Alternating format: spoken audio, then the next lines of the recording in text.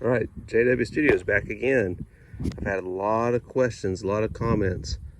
JW, how do we set up the Yeti tank? How do we do it? It's so confusing. So here's a quick special 4th of July edition video to teach you guys how to set up the Yeti tank. Okay, first step is completed. As you see, I have a Yeti ice on the bottom. I have all of the parents' drinks here on this bottom layer. So it's very important to keep them where to be maximally chilled. So let's put our next layer in. All right, so we got some of the great value root beer and orange soda.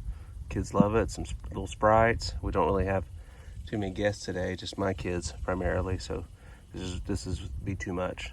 So I'll just put a few of these in here and we'll move on to our next steps. Okay.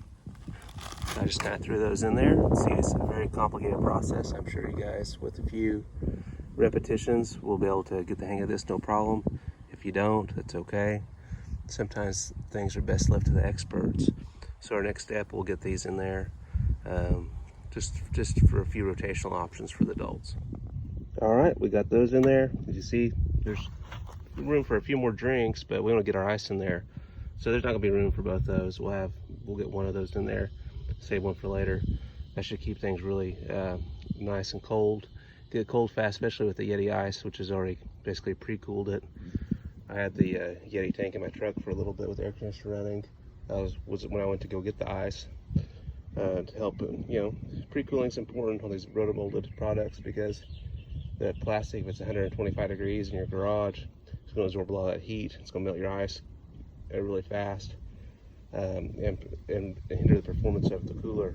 So let's see. I'm sure you guys are most curious about how to do this. All right, let's get started. Well, there's room for a little bit more ice. After getting 10 pounds in, I kind of shook it and moved the cans around to make sure the ice got a little bit to the bottom layer. I threw a couple silver bullets there on top.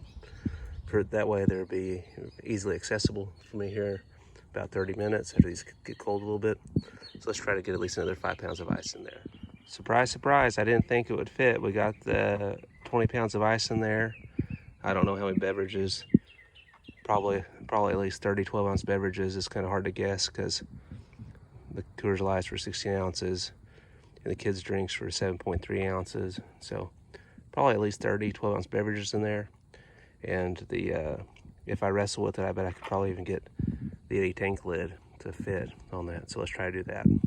Well, they pretty much fit with no wrestling. It's not in the stop that's built into the cooler to keep it from plunging below, but it's kind of floating on ice, but it's doing a pretty effective job of sealing it.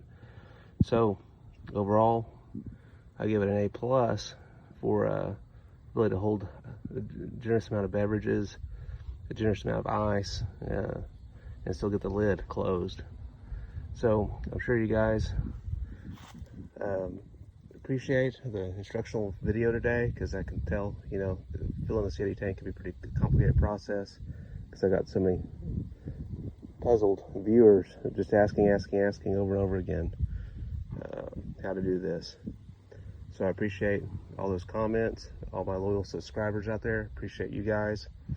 The YouTube revenue is really kicking up, so maybe eventually we'll be able to get the kids name brand sodas. So until next time, JW Studios, have a great Independence Day.